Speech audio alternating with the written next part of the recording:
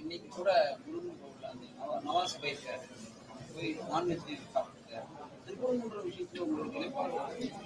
எங்களை பொறுத்தவரை மிக தெளிவாக இருக்கின்றோம். அது முருகபெருமானுடைய ஸ்தலம். அது அந்த 1931 பிரிவி கவுன்சில் அந்த தீர்ப்பு நாம டீட்டெயிலா அதை பேசுவாங்கண்ணா. என்ன வருகின்ற காலத்துல பேச போறோம். என்னுடைய வேள்வி இந்த 48 நாள் கால விரதம், முதல் கட்ட விரதம் முடியும் பொழுது அது திருப்பரங்குன்றத்துலதான் அந்த விரதத்தை முடிப்பதாக நான் இருக்கின்றேன். பிப்ரவரி 11, 12, 13ஆம் தேதியில வரும். ஆனால் பாரதிய ஜனதா கட்சி என்னுடைய விரதத்தை அன்னைக்கு அங்கதான் திருப்பரங்குன்றத்துலதான் அந்த முதல் கட்ட வேள்வியை முடிக்க போறோம். ஆனால் திருப்பரங்குன்றத்தை பொறுத்தவரை 6 படை வீடுகள்ல மிக முக்கியமான வீடு. அது மட்டும் இல்லாம ஆண்டாண்டு காலமாக எந்த பிரச்சனையும் இல்லாம இருக்கக்கூடிய ஒரு ஸ்தலம்.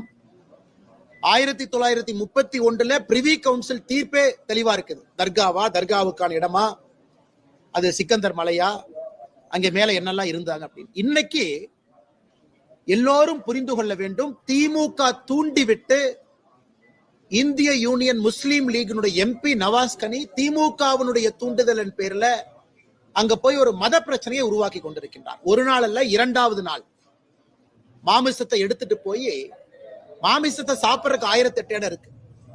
அங்கதான் போய் நான் சாப்பிட்டு என்னோட உரிமையை நான் காட்டப் போகின்றேன் நினைத்தால் அது ஒரு மக்கள் பிரதிநிதியாக இருக்கக்கூடிய ஒரு எம்பி அந்த வேலையை செய்யணுமா?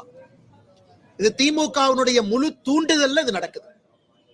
இன்னைக்கு பாரதிய ஜனதா கட்சியினுடைய மூத்த தலைவர் அண்ணன் ஹெச் ராஜா அவர்கள் திருப்பரங்குன்றம் போயிருந்தாங்க. அங்கே நம்முடைய பத்திரிகை நண்பர்களை சந்திச்சாங்க.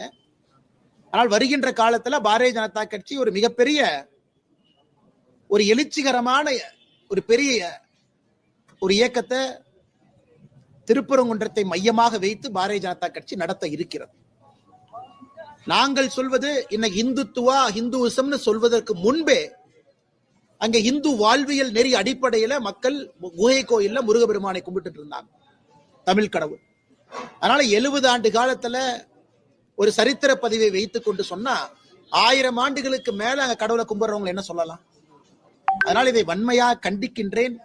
யாரோ ஒரு ஃப்ரிஞ்சு குரூப் போய் பண்றாங்கன்னா பண்ணிட்டு போட்டுக்கணும். அது இன்னைக்கு புதுசுல 1931 பண்ணாங்க. ஒரு ஃப்ரிஞ்ச் எலமெண்ட்ஸ் 4 பேர் போவாங்க, வேலை இல்லாதவங்க பேசுவாங்க, அது வேற விடுங்க. அதுக்கு நம்ம பதில் சொல்லி நேரத்தை தாழ்த்த விரும்பல. ஆனா ஒரு எம்பி போய் அதை செய்யறார், எம்பி போய் தூவம் போடுறார், எம்பி போய் ஒரு மத மோதலுக்கு காரணமாக ஒரு எம்பி இருக்கார். அதனால திமுக தூண்டி விட்டுத்தான் IUML இதை செய்யறாங்க என்பது வெட்ட வெளிச்சமாக இருக்கு. ஏன்னா அந்த எம்பி 2வது முறையும் போய் வெட்ட வெளிச்சமாக இதை செய்யறாங்கன்னா ஆளும் கட்சி இதற்கு பின்னால் இருக்கின்றார்கள். மக்கள் தகுந்த பாடம் போட்டுவாங்க.